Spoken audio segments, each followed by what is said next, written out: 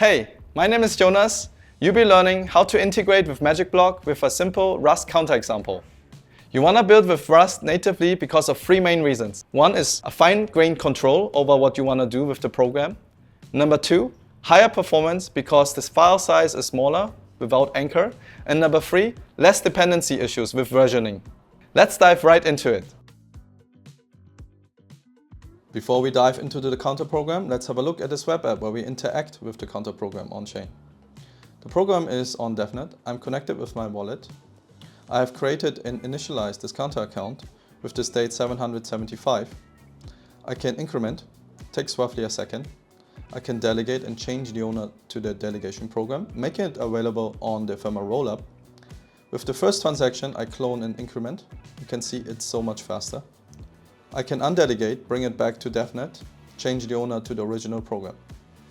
Here again, it's a bit slower. I delegate, it's so much faster. That's the power of MagicBlock. Let's take a dip. This is the repository of MagicBlock examples, containing several versions of the counter program. We'll be going through the Rust counter. We have two main folders in our Rust program.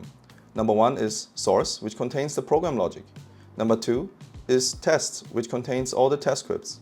We have cargo.toml, which imports all the dependencies for our program, such as Borsche for serialization, deserialization, Solana program for us to build Solana programs, and Ephemeral Rollup SDK for us to easily integrate with MagicBlock. We have also package.json, which imports all the dependencies to interact with our Solana program through our test scripts. Let's have a deeper look into our program.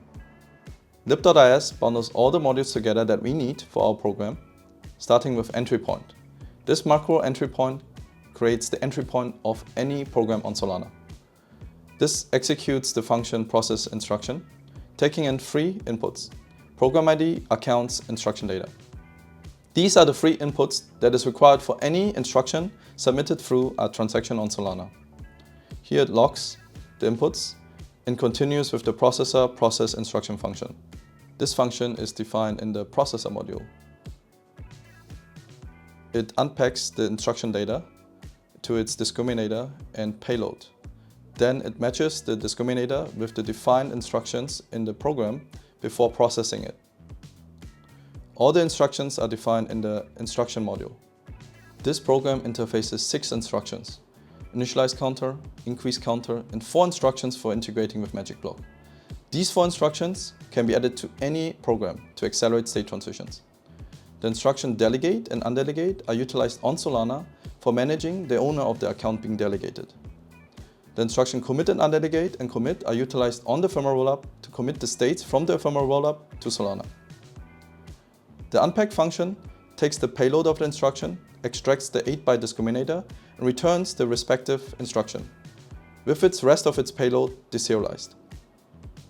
The instruction undelegate is unique and constant. The validator will call and undelegate the account by recreating the account with its latest state and its original owner through the system program by providing the PDA seeds. The states of the accounts are defined in the state module. There's only one state defined, which is the counter account with the field count of type U64. Let's go back to our processor module and examine each instruction process. Let's start with the basic processes of the counter program first.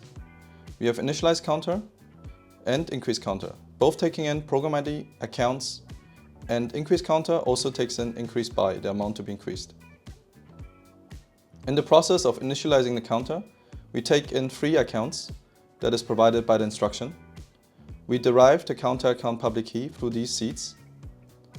We check whether the counter account provided matches the counter account PDA. We also check the LAN ports. If it's 0, we invoke a CPI to the system program to create a counter account with the seeds.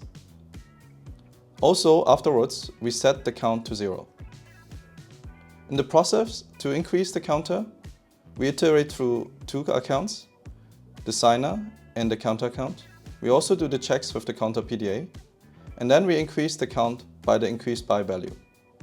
This is the basic functionality of the program. To accelerate the state transitions of the program, we're importing a few functions to help us to make CPI calls with MagicBlock.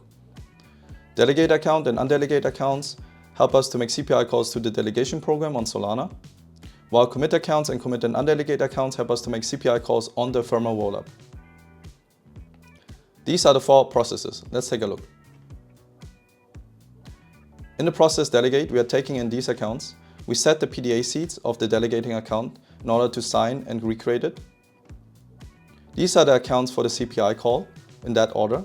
And this is the configuration which we can customize. In this case, once every 30,000 milliseconds, our auto-commit is scheduled from the Ephemeral Rollup to Solana. With this function, we delegate the account and change the owner to the delegation program. In the process undelegate, we're taking in the PDA seeds. This is called by the validator. It takes in these accounts, and with that, we make a CPI call to the delegation program to undelegate the account and change the owner back to the original owner. The process commit is triggered on the Ephemeral Rollup. These are the accounts that we are taking in. Here we have the magic program. We check whether the initializer is the signer. And with this function, we make a CPI call to create a schedule to commit the accounts. In the process commit and undelegate, similarly, we make the checks. And with this CPI call, we make the schedule or create the schedule to commit and undelegate the accounts. With these processes, we expand on the basic functionality of the program and accelerate our application.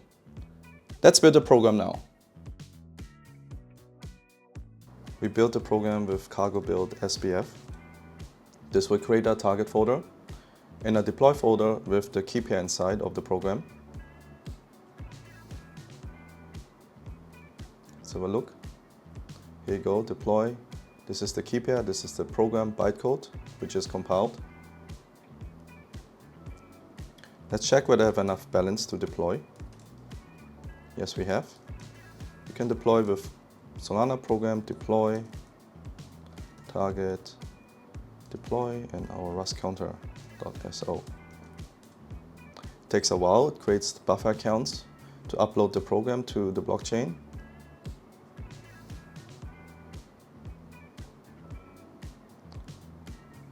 Here you go. Let's run the tests. Let's take a look on the test files first. The main file is the rust-counter.ts. Here we are importing the program public key from the key pair in the folder target/deploy. We are setting up the connections for DevNet and the Ephemeral Rollup. We are initializing the user key pair to sign for the transactions and airdrop some SOL in case we don't have enough balance. We find the PDA of the counter account before we run the test. So here, initialize, increase, delegate, increase, commit, increase, and commit, and undelegate are the tests that we are running. So when we run it, we need to first install the modules. Here they are installed. Then we run the test with yarn test. And you can see here, these are the connections. These are the public keys. We initialize, takes us 2,000 milliseconds. This is because it's the end-to-end latency, including networking latencies with the RPC. But you can also see that the Ephemeral Rollup transactions are so much faster, 10 times faster here in this case, 200 milliseconds to increment. But what we can do is we can be even faster using the local ephemeral validator. We can install it through the README. Let's have a look. So we can install it through the npm install command on our terminal. I have already installed it, so it should be quite fast. Then we can start the ephemeral validator on our local host and connect it with the DevNet using this command here.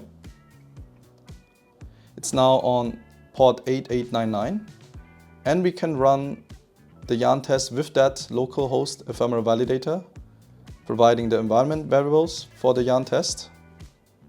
You can see here it's connected, and let's have a look how long it takes. Okay, DevNet transaction 2,000 milliseconds here again. The delegation takes a little bit longer here somehow. But overall, you can see here the Ephemeral Rollup transactions are like 6 milliseconds, 100 milliseconds, 80 milliseconds. This is almost like 1,000 times faster. And you can also notice that the first increment transaction on the Ephemeral Rollup is a bit longer, because with the first transaction on the Ephemeral Rollup, we clone the account from Solana to the Ephemeral Rollup before we increment it. This is the same also for DevNet. So you can see here it's a bit longer, 600 milliseconds, but the subsequent ones are much faster here. And also the commit are a bit longer than 6 milliseconds because we need to wait for the next block. And also the cloning takes a little bit longer. So we have 100 here almost, and on this side we have 200 milliseconds. So overall, we can build real-time applications with MagicBlock that are unstoppable and scalable. Let's have fun building it. Thank you for watching. Let us know if we can improve anything. Join our community at Discord at MagicBlock. See you there.